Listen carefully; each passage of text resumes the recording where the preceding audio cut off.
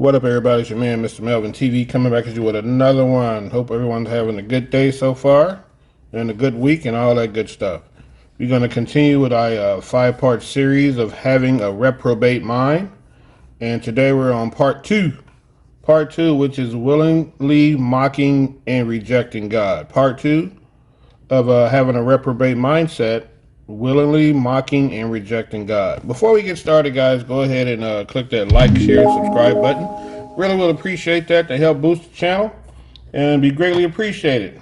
I'm just going to go ahead and get into the video. I have several examples here how people mock and reject God, for celebrities or just people that's doing it every day, or political figures, things of that nature, comedians, different pastors, and things like that.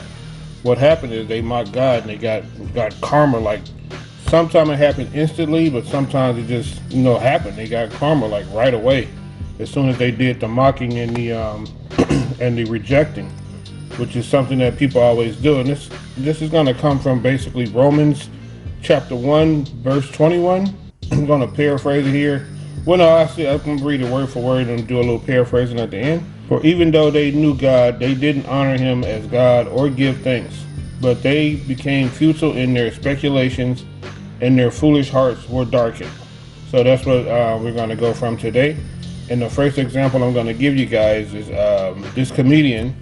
She was up on stage saying how she was Jesus' favorite or whatever, then she just collapsed. Check it out. What happens to secular comedian Heather McDonald when she mocks Jesus publicly? I don't brag, I don't care, but I want you to know, double vaxxed, booster, flu shot, and I have the shingle shot too. Traveled, never got COVID. Clearly, Jesus loves me the most.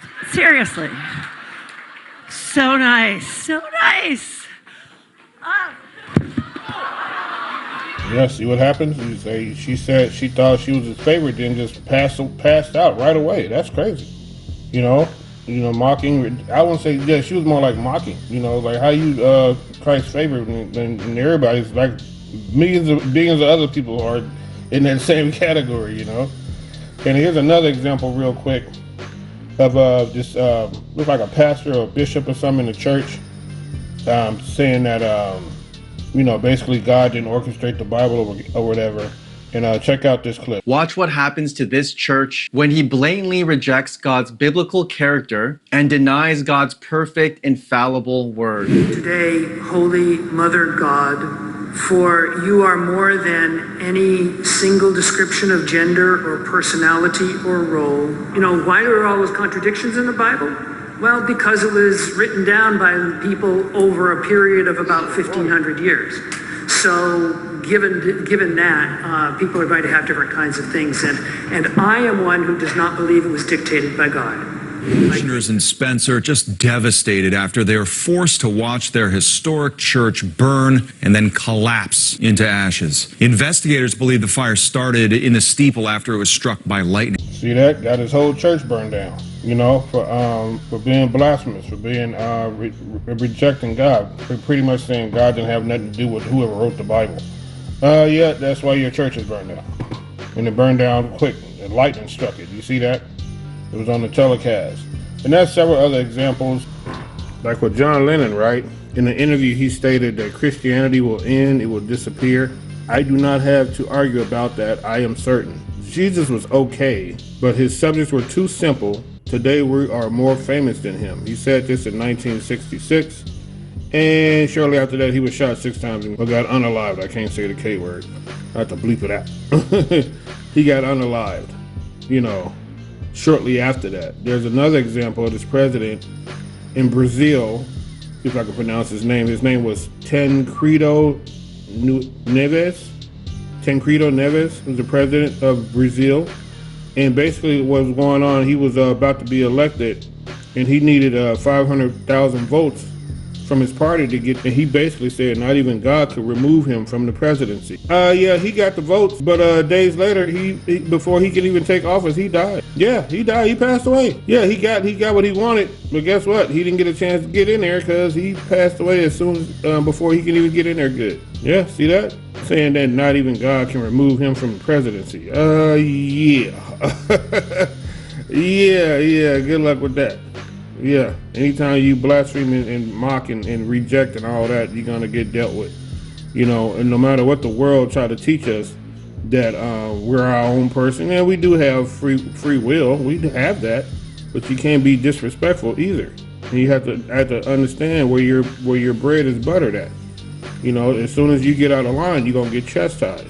And if you get out of line too far, you're gonna get unalive. That's just the way it goes. But another incident in Brazil, see, it's called Campinas, Brazil. Like, there's a story, the mother had accompanied her daughter to the car. She was worried about her friends being drunk. And she said to her daughter, while holding her hand, who was already seated in the car, she said, "My daughter, go with God and may he protect you." She responded, "Only if he, God, travels in the trunk, because inside of here it's already full." Huh, okay. Hours later, news came by that they had been involved in a fatal accident and everyone in the car died. That car had been unrecognizable. You couldn't even tell what type of car it was. And surprisingly, guess what was still intact? The trunk. The trunk was never destroyed in the car accident. The trunk was still intact. And the police said there is no way that trunk could have not remained intact because of the type of accident they were in. And to the surprise, they looked inside the trunk and there was a crate of eggs, and none of the eggs were broken. None of the eggs were broken. I guess God was in the trunk, huh? After all. That's cray-cray. As soon as you go on record being blasphemous and mocking and rejecting, you get dealt with. Hey, that's just what it is. Yeah, that's what it is. You say, well, God is supposed to be all loving. Oh, yeah, he's all loving. It's just like a parent. What happens when you get out of line with your parents when you were a kid? We're God's children, right? We got to line with your parents. Well, some of us was raised on timeout. But if you from the black community, wasn't no damn timeout. You know, we got disciplined physically. Yeah, a lot of us, especially us people from Gen X. And when you got out of line with your parents, you got to tighten up. You know, that way you won't do it again. Whatever you was doing, you know, it stopped immediately. So you got to tighten up. God's the same way. You get out of line, I'll tighten you up. That's what happens. You can't go around just saying whatever you want to, thinking you safe here on earth just because you got some money.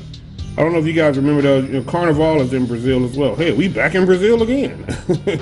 Carnival is in Brazil every year, and I guess this year they had the Carnival in Brazil, but this theme was like some kind of devil theme. And I'll check out the video. I'll let y'all see. Hundreds of onlookers celebrated it. What occurs after is truly terrifying.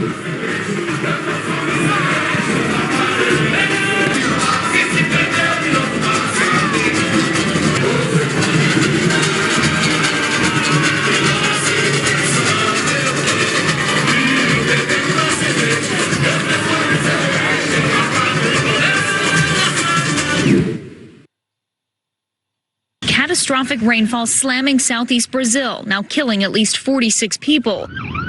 Entire roads washed away in the downpours. Nearly 800 people are left homeless, and at least 1,700 are now displaced. Officials expecting the death toll to continue rising, with more than 36 people still unaccounted for. God's holy name will not be mocked. See there? Just openly mocking Christ. You got the devil dude out there sticking him with the pitchfork and all that and dragging him through the street.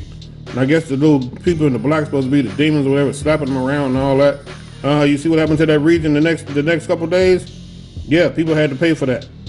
Yeah, you got to pay for that. And that's the thing. You going around just openly rejecting God, and that's every day, man. We do it every day as humans, but some of us get carried away. Some of us get too carried away in the rejecting and the disrespect of how we display things.